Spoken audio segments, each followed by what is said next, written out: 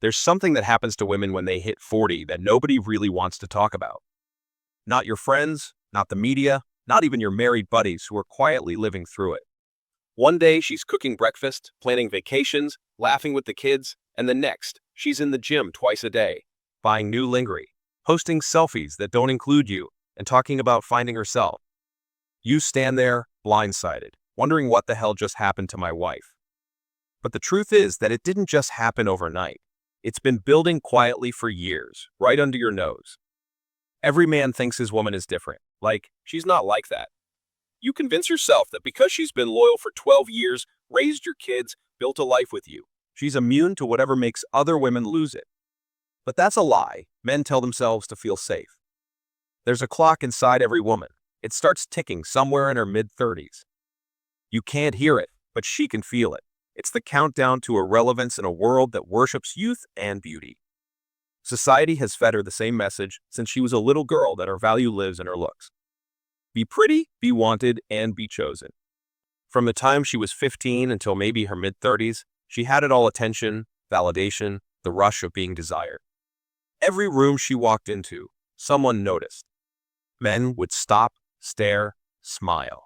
Compliments were background noise. She didn't even need to try. She belonged to the world of desire. But then biology does what it always does. Slowly, quietly, it starts taking back what it gave. She looks in the mirror one morning and doesn't recognize the face looking back. It's not that she's ugly, she just doesn't look like her anymore. The sparkle that once lit up a room has dimmed. The attention that used to follow her everywhere now feels scarce. And that realization cuts deeper than you'll ever understand. Because for her, this isn't about vanity, it's about identity collapse. You see, when your whole sense of self is built on being desired, aging isn't just physical, it's psychological suicide. It's like being a pro athlete who suddenly loses his speed. You still have the skill, the memories, the name, but the body can't perform like it used to, and no amount of pretending can fill that void. Now multiply that by 10, and you'll understand what happens inside her mind when she hits 40. She doesn't just age, she panics, and that panic changes everything.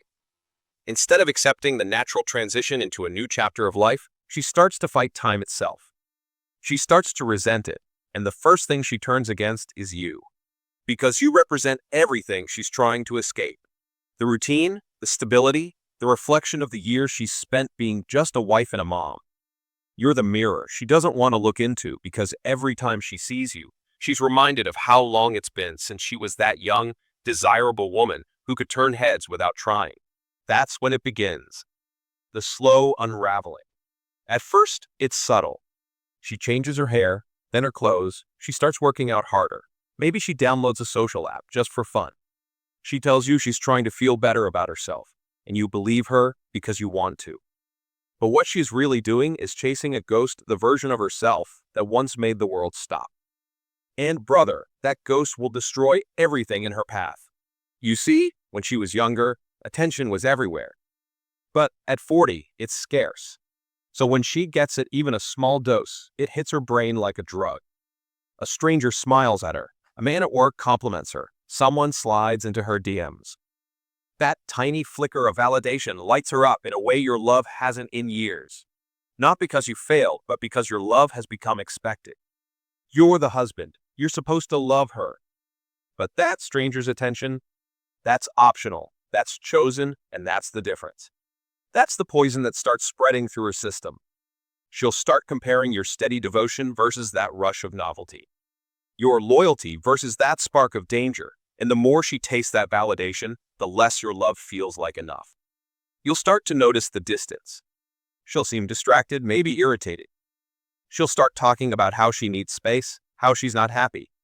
She might even start hanging around new friends, usually divorced women who preach the gospel of you deserve better. These women aren't helping her. They're feeding her delusion. They're the high priests of midlife rebellion, whispering that happiness is just one dramatic decision away. And that's when things go from bad to irreversible. Social media becomes her escape hatch. She scrolls for hours, comparing her life to filtered fantasies. Transformation stories, new love, after 40, women who found themselves. Every scroll rewires her mind. Every post tells her the same thing: you're missing out. And she believes it. So she starts to rewrite history. Suddenly, your marriage becomes a cage. The years of partnership become oppression. You, the man who built a life with her, become the villain in her story. Because she needs to justify what she's about to do. And she does. It could start as emotional distance, or late-night texting with friends. Maybe she reconnects with an old flame just catching up. But once that line is crossed, brother, there's no coming back.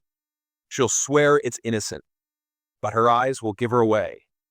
Her tone will change. You'll feel it in your gut that shift from love to contempt.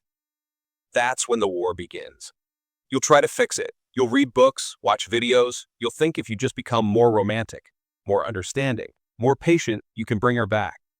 But you can't bring someone back from a place they chose to go. Because this isn't about you. It never was. It's about her trying to prove to herself that she still has power, that she still has options, that she can still be desired. It's biological panic wrapped in empowerment slogans. And the world cheers her on. They call her brave for blowing up her family. They call her inspirational for leaving a stale marriage. They tell her she's finding her happiness. But nobody talks about the wreckage. Nobody talks about the husband trying to explain to his kids why mommy moved out. Nobody talks about the kids who now spend holidays in two homes, wondering what went wrong.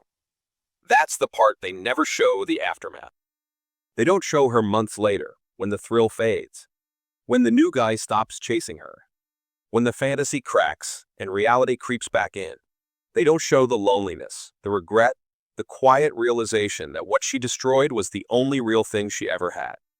By then, it's too late. She might come back crying, saying she made a mistake. But she's not the same woman anymore. She's been rewired. The woman who returns isn't your wife. She's a stranger with your wife's memories, haunted by what she threw away. And here's the darkest truth, brother. She didn't leave because you failed. She left because time caught up to her. And instead of facing it, she tried to outrun it. You just happened to be standing in the way. You represented the years she can't get back. The family that proves how much time has passed. The husband who reminds her she's not 25 anymore. You became the evidence she couldn't bear to see. That's why her rebellion always looks the same patterns, the same justifications, the same destruction wrapped in self-love hashtags. The truth is that it's not empowerment, it's fear. Pure, primal fear of fading away. And fear makes people destroy beautiful things. So if you ever find yourself watching your wife morph into someone unrecognizable, remember, it's not about you losing her. It's about her losing herself. She's not chasing love. She's chasing youth. She's chasing the ghost of the girl she used to be. And that's a race no one ever wins.